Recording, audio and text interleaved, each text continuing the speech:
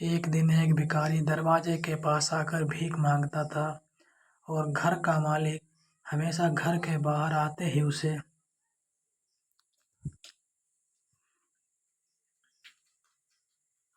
देख कर जाया करता। कई बार उसके लिए गालियां भी दी।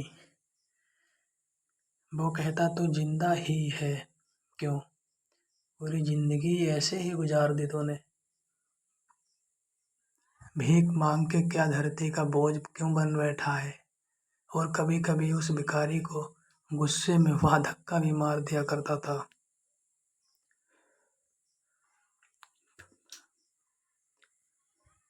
इतना कुछ हो जाने के बावजूद अधिकारी के मुंह से सिर्फ यही निकलता कि भगवान भगवान तुम्हारे पापों को माफ करे।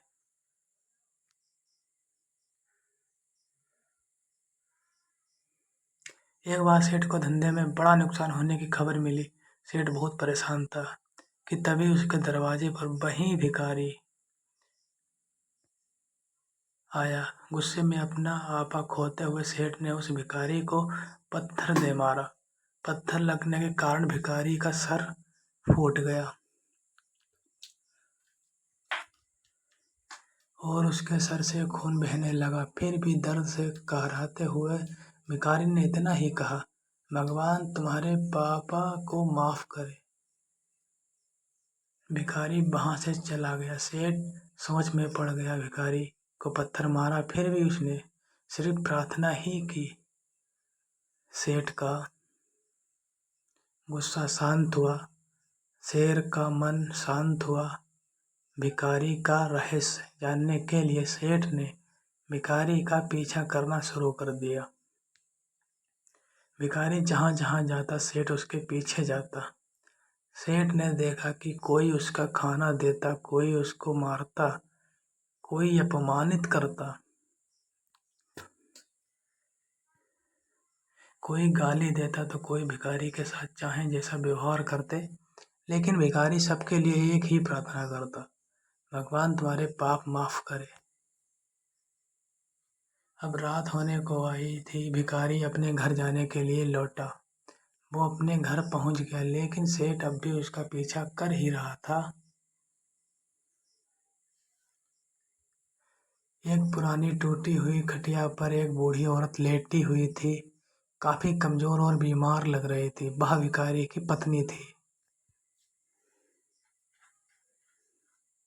अपने पति को वापस आते देखा वह खाट से उठ गई और पत्नी ने अपने पति के भीख वाले कटोरे में देखा। उसने सिर्फ आधी बासी रोटी थी। उसे देखकर वह बोली, आज बस इतना ही मिला? और हाँ, आपके सिर से खून निकल रहा, ये चोट कैसी लगी? बूढ़ा भिखारी बोला, आज बस इतना ही मिला। किसी ने मुँह कुछ दिया ही नहीं। सबने गालियां दी और एक नए पत्थर भी फेंका। इसीलिए मेरा सर फट गया। एक गहरी ठंडी सांस लेकर बूढ़ा भिखारी से बोला, यह मेरा ही पापों का फल है।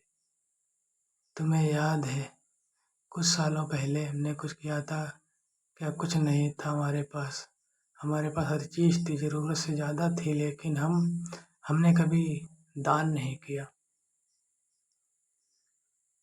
और उससे भी बुरा हमने उस अंधे भिखारी के साथ किया जो हमारे द्वारा पर भीख मांगने आया करता था। बूढ़ी पत्नी की आंखों में आंसू आ गए थे। यह बोली, हाँ, हम उस बेचारे अंधे के साथ बहुत बुरा करते थे, उसका अपमान करते थे, उसे खाने के लिए रोटी नहीं देते थे की जगह कागज दिया करते थे, उसका मजाक उड़ाया करते थे, कभी कभी मारा भी करता थे। मैंने कभी उसको रास्ता नहीं बताया। एक बार मैंने उसके मुंह पर मिट्टी भी फेंकी थी और वह हमेशा दुखी होकर यही कहता कि भगवान तुम्हें तुम्हारे किए का सजा जरूर देगा, भगवान तुम्हारे पापों की सजा जरूर देगा। उसका श्राप सच हुआ और हम इस दुख भरी जिंदगी में आ गए। भगवान तुम्हारे पापों की सज़ा ज़रूर देगा। उसका श्राप सच हुआ और हम दुख भरी ज़िंदगी में आ गए। भिखारी बोला, हाँ, उसका श्राप सच हुआ, इसीलिए मैं किसी को बद्दुआ नहीं देता। चाहे कोई मेरे साथ कैसा भी बर्ताव करे, मैं हमेशा।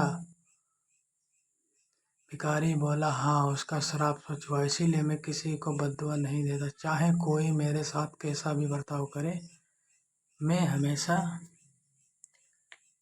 उसके लिए प्रार्थना करता हूँ। मैं नहीं चाहता कि कोई भी हमारे जैसे ज़िंदगी का अनुभव करे, किसी को भी हमारे जैसे दुखों की सज़ा मिले, का सामना करना पड़े। वो नहीं जानते कि वह कितना बड़ा पाप कर रहे हैं, इसीलिए अनजाने में हुए पाप की ऐसी सज़ा किसी को न मिले। नहीं चाहता सेठ वही छुपकर यह सारी बातें सुन रहा था। अब उसे सब कुछ समझ में आ गया था। भिखारी और उसकी पत्नी ने वह आधी रोटी मिल बांट कर खाए और भगवान को धन्यवाद बोलकर सो गए। अगले दिन बड़ा भिखारी फिर से भीख मांगने गया सेठ के घर के पास। जाते हैं, सेठ ने पहले से गरम रोटियां उसके लिए निकाल कर रखी थी। उसे देते हुए सेठ विनम्रता से बोला, माफ़ कर दीजिए बाबा, उसे बहुत बड़ी गलती हुई है। बूढ़ा भिखारी बोला, भगवान तेरा भला करे। इतना कहकर वह के आगे निकल गया। इस कहानी से जो सीख लेने लायक है वह बड़ी ही सिंपल है कि आदमी चाहे किसी के बारे में बुरा कहे, भला करे, लेकिन भगवान सिर्फ कर्म के हिसाब से उसको फल देता है। क्या हुआ अगर भगवान नहीं दिखता, लेकिन यह बात बिल्कुल सच है। उसके खाते में सबका हिसाब बहुत बहुत पक्का होता है। इसीलिए जब किसी के लिए कुछ भी करो करो तो अच्छा ही करो।